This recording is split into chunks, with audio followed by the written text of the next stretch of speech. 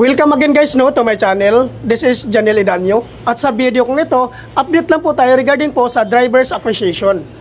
Ito po ay updated po ito on boarding requirements effective January 2025 po.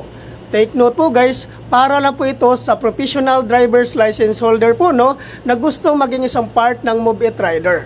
So ngayon po, ano po ba ang mga requirements po sa bagong update na ito? Ang number 1 po na requirements po dito guys, which is yung 2019 and above motorcycle year model. Number 2, professional driver's license.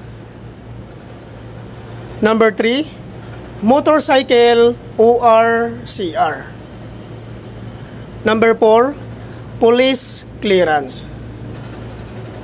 Number 5, NBI clearance. At regarding naman po sa hindi po nakapangalan sa inyo yung mga motor, magdala lang po kayo ng authorization letter. Kailangan po guys naka-notarize po yun. At hingian nyo po ng one valid government ID si owner. Ipotocopy nyo po at papirmahin nyo po sa baba ng 3 beses. Tungkol naman po doon sa mga sikanhan po na pagkabili ng kanilang mga motor, ay kailangan nyo lang po magdala ng deed of sale. Kailangan po guys, naka-notarize din po yun. So yan po guys yan po lahat ang mga requirements po na kailangan po nating i-prepare before po tayo pumunta sa Fiesta Carnival, Cubao, Quezon City. Take note din po guys, ng office po sa Fiesta Carnival, Cubao, Quezon City po, open lang po ito Monday to Friday. Pag Saturday po, proceed na lang po kayo doon sa Move It Training Facility po sa Marikina City. So ayan po guys pag once ikaw po ay gusto mag-apply po, pumunta lang po kayo sa Fiesta Carnival, Cubao, Quezon City po. So doon po matatagpuan ang Move It Training Facility. At ang kagandahan po dito guys pag once ma-activate po kayo dito po sa Move It po ay ma-avail nyo po ang zero commission po ni Move It.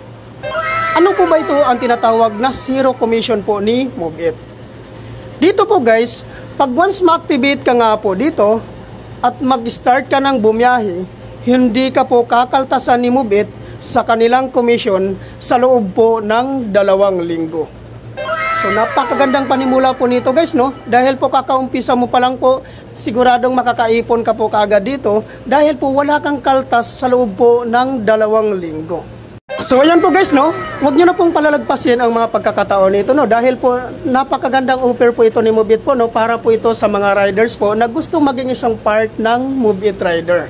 Kaya po binigyan nila ng pagkakataon na kumita kaagad dito ang riders pag once mag-start na po dito sa Move It dahil po wala ka pong kaltas po sa loob po ng 2 linggo. So napakagandang programa po ito guys. Thank you for watching.